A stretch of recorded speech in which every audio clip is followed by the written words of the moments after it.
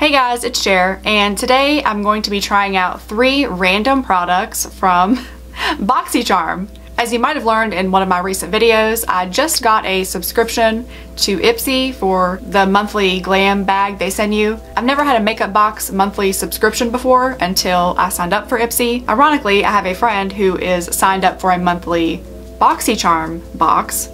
BoxyCharm box, that's redundant. So she receives a BoxyCharm box every month, and then I receive an Ipsy glam bag every month. So we were talking about this the other day, and she was telling me that she had a couple products in her BoxyCharm package from this past month that she didn't think she was going to be able to get any use out of, and she was wondering if I wanted to use them for a video to test them out and give a little review on them. They're actually all products from brands I've never heard of before, and I really do enjoy trying new makeup products on this channel, as you can see from all of my previous videos, the majority of my videos.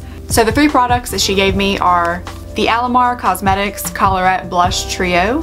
It's like a little mini blush palette, a Steve Laurent lip gloss, and the Glam Glow Gentle Bubble Daily Conditioning Cleanser. Actually, now that I just said that I've never heard of any of these, I think that I have actually heard of Glam Glow and this bubble cleanser, but I've just never tried it before. But I'm always up for trying new makeup removers and cleansers. So if you want to see me try out any of these products from last month's BoxyCharm, then let's get into it. So first, let's try the blush. This is from Alamar Cosmetics. It's just called the Colorette Blush Trio in medium tan. It comes with 3 blush shades and a small mirror when you open the palette. So the 3 shades are called Seclusion, Isla, and Toasted. Seclusion looks like a very light orange to me. Isla looks definitely more on the peach side, and then Toasted is the darkest blush. Toasted definitely has more of a rosy hue to it than the other 3. I'm not gonna lie, I'm a little skeptical to try Seclusion out because it, even for my skin tone, looks really, really light. Like a really, really light blush.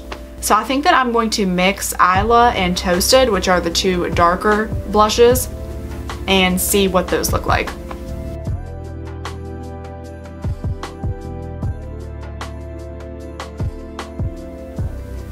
Well, they're definitely really pigmented. I might not have needed to use as much product as I just did, even though I love a lot of blush. This is a lot. Oops. That's okay, I'm just gonna roll with it and sport some extra blush tonight. One thing that's definitely different than the blushes I usually use is that none of these seem to have any shimmer to them when I swatch them. They're all pretty matte, which is nice if that's what you're into. I personally don't have a preference, but normally the blushes that I've bought before in the past just have a little bit of shimmer or like glitter to them. I don't own a lot of matte blushes, just by accident. But they are very pretty colors, and even if I wouldn't necessarily use the lightest one, Seclusion, as a blush, I would probably use it as an eyeshadow, like as a transition shade. And I can see it being usable for that. And then obviously the other 2 darker blush colors that I think look decent on my skin tone, I really like. I think it is cool that they included a more orangey toned blush because I just feel like that's kind of rare. You rarely see that in blush palettes. These are what the blushes look like swatched on my wrist.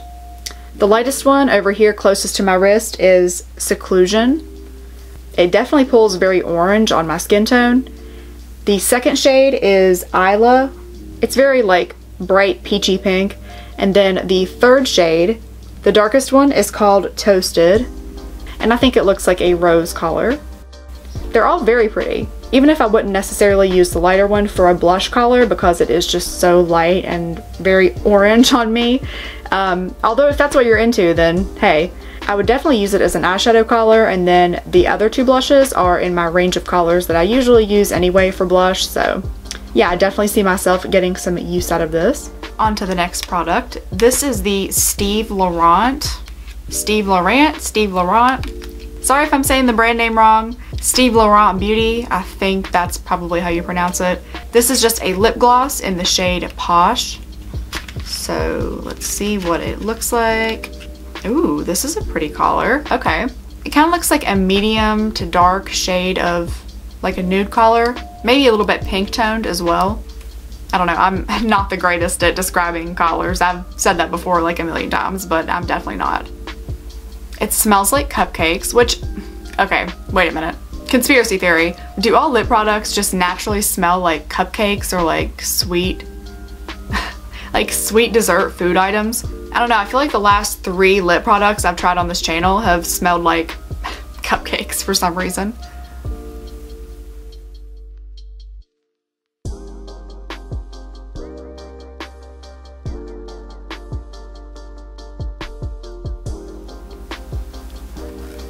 Now, it's no secret that I'm definitely a lip gloss girl over lipstick because I just prefer a glossier look to my lips. I feel like lipsticks just make them look really dry and just not flattering to me at all. On myself, at least. This is the first lip gloss I've put on in a while that isn't a lip plumping gloss specifically, so it's weird to not feel that tingling sensation on my lips. Like it's just really smooth and creamy texture wise and not so much of the bite that some lip plumping glosses have. Once it's actually on my lips, I have changed my opinion on the undertone of the color. On me, it looks like it pulls more brown now than pink, but in the tube it looked more pink, like a really dark pink nude, but on my lips it definitely looks darker, like a darker brown. Not unflattering, I don't think, because I typically tend to look better in darker lip colors than I do lighter. The lighter ones wash me out. Just darker than what I usually wear, but I really like the color. I don't quite know how it's gonna pick up on camera, but I would almost call it a darker rust shade on me. That's how it looks on me, I think. I wanted to try out the bubble cleanser on camera too, so I used it on a day when I had already filmed another video and had makeup on to see how well it worked. First, I took my makeup off with some makeup wipes as usual. Then I followed the directions on the package and just worked it into my skin. It's very shimmery when it comes out of the tube, by the way, as you can kind of see. There was no real lather to this cleanser, it just felt very smooth and honestly moisturizing. I did double cleanse with it since I had a lot of makeup on beforehand, but it didn't feel drying on my skin at all. It actually felt really conditioning and I liked it a lot.